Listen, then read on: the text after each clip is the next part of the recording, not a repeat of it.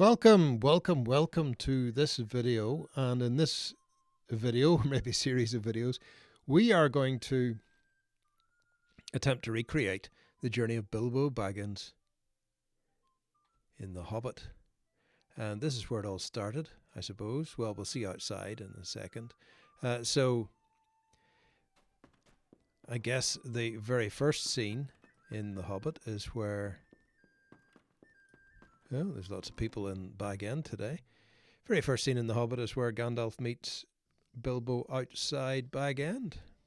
He's maybe sitting in the garden, enjoying a smoke, and then Gandalf comes along and says, yeah, I'm going to send you on an adventure. And he does that, and then Bilbo says no, heads back into the house. Oh, let's go. Heads back into the house and waits till the next day, when suddenly his house is infested by dwarfs, and they all show up, have dinner in here. This is the kitchen of Bag End. All right, so come with me on this journey, and we'll see how far we get. It does, to some extent, recreate some of the journey that we did before with Frodo, but that was quite a long time ago, and I was not quite as good at figuring out resolutions and recording settings for these videos at that time, and we can now do this, I think, in much better resolution. You get to see, there's the kitchen of Bag End. You get to see the game in a lot better resolution than we were able to see in those previous videos. So here we go. This is Bilbo's main room, and I guess that's the fire that Gandalf threw the ring into at some point, but that's all in the future for us now. So Bilbo decides he wants to follow the dwarfs, so he runs out of his house and runs down into... No, it's not daytime, but we'll just have to cope. And he runs down into the village. He has to get to the green dragon where the dwarfs are waiting for him.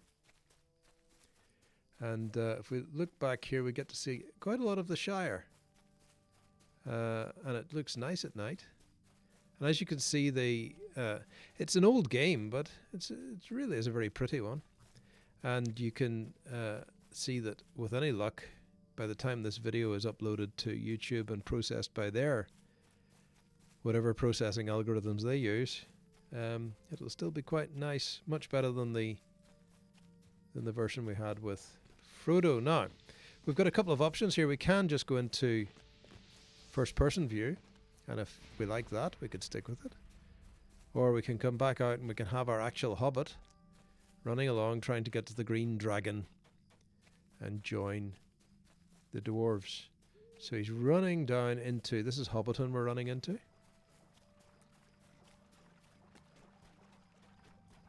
And yeah, so if you check my other videos, you'll see that there was an entire journey by Frodo, and I think 27 videos of about 20 minutes each eventually got us all the way to Mordor to drop the ring into the flame, into the fire. Of course, the game is a little bit in the future of the book at certain points, certainly at by the time we get to Mordor. So yeah, we're very well populated tonight, aren't we, on the server? So yes, by the time we get to Mordor, all the actions happen. Of course, in the story, the only members of the Free that get into Mordor are Frodo and Sam, and they get the ring in. So our characters in the story of the game are all doing other stuff to support that, or to support the war in Gondor and that kind of thing. Here we are. I think we're at Bywater, and in here is going to be the green dragon. There it is. Let's go in and have a look at the pub. They built a new... I don't know why that goes purple. It's a weird one. It's always done that. And they built a new Hobbit area in this game. To be perfectly honest, I can't remember what it's called now. But the inns and all are far more populated than this. This is very much the very early game. Anyway, there's the green dragon. We meet the dwarves, and we're going to set off towards Rivendell, or at least heading towards the Lonely Mountain. So we're going to get on our horse, because we're allowed to use a horse this time. Here we go. Because we all went on ponies, although they did walk rather than run. But let's get this bit moving. So what we're doing is we're heading for the bridge out of the Shire, and we're following along a slightly different road to the road that Frodo took, or takes in the future. I'm going to get myself mixed up with all these tenses. So anyway, there's Frogmorton over there. Look, little village nestled down by the river. Isn't that lovely? It really is a pretty game. And in fact, if you want to play this game, I know that there's a lot of talk. You might have seen a lot of stuff on, a lot of high-powered stuff. Really, to be perfectly honest, it's free and it's dead easy. Get yourself one of the classes, like a hunter or a champion or a guardian or something, that are really, really dead easy to play.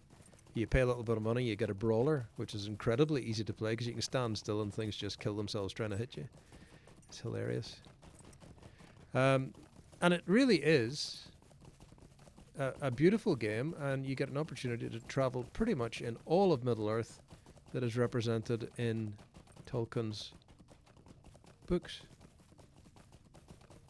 Plus quite a lot more. So there's a lot of stuff that Tolkien mentions but didn't flesh out himself, and this game has gone ahead and fleshed it out, and they did quite a lot of it alongside Tolkien Enterprises to produce the best rendition of Middle-earth that they possibly could. But it's all here. If you want to go to Middle-earth, come and play Lotro. And as I said, it's a very cruisy game. Here's me just wandering around. I don't have to fight anything. I don't have to play. You have to get up a few levels to be able to run through certain areas without getting harassed by enemies, but in some ways it is a game. But once you've gone on a few levels, you can level pretty quickly, and it is free, completely free of charge. You can just download the game and play it. So thoroughly recommend it, and come and join us in playing Lord of the Rings online. Now we've got ourselves out of Hobbiton, and I haven't put a timer in this video. I have 7 minutes we've done, so we're going to head for Bree and we'll see how far we get. So Bilbo's journey is really quite uneventful for the first part of it. In fact, it's the story of Bilbo's journey in The Hobbit is very episodic, so Tolkien really just takes set scenes in episodes along the journey. So the real next scene is happens in the Troll Shaws, when the dwarves get lost and then try and get themselves back in the path and find themselves in trouble. But we'll talk about that in our next video, because I think that'll be coming next. We're just going to try and do the whole journey in the game, which of course takes a lot less time. It's a very scaled down version of Middle-earth. It's not the full distance or anything. And we're heading for Bree, which is what would have been the path of Thorin and company. So what did you think about the movies? So really, Tolkien wrote this as very much as a children's book, The Hobbit. And I think that it could have done very well as just a straightforward movie as written. Maybe, in fact, it would have done better as something like 1 hour long TV episodes, with one episode being each chapter of the book. That would have worked, I think, much better. Maybe. I mean, Jackson got a lot of criticism for The Hobbit. I think he was trying to cram too much in. He wanted to put in a whole lot of stuff from the other books, and then he added a few extra plot lines and a bit of romance and that kind of stuff. Really, it's just a book for kids, and in some ways maybe just a book for little boys. I think it was written for Christopher Tolkien by his father. So it is a book aimed at little boys, and I enjoyed it when I was a kid. So here we are heading towards Bree Town. And if we... Can we look around while we're on a horse? Yes, we can. So we can have a look around at the starry sky. I'll steer that way. And you can see how pretty the whole night view is.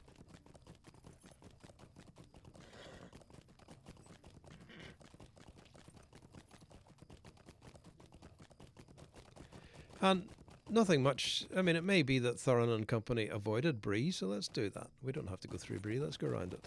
So we'll just follow the road.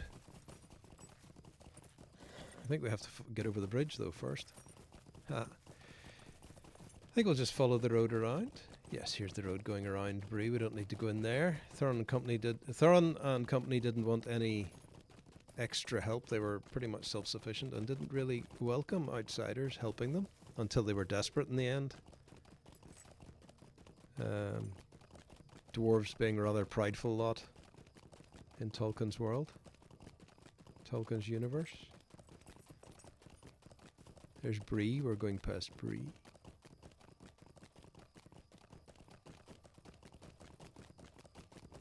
And up here to the right is the Barrow Downs, which we're going nowhere near. If you go to the other my other videos on Frodo's journey, you'll be able to visit the Barrow Downs. And in fact, I'm recreating Frodo's journey at high speed. So I think we have to go down here somewhere, do we? Oh, there's a turn up here. I think there's a turn off this road. Yes, the road becomes a little indistinct. And then we join it again on the other side of Bree. Huh. Might have been an old... Kind of lost. There's no road there. I thought there was a road that got us all the way around. Let's go up here. It's nice to see a bit of the countryside though around Bree. And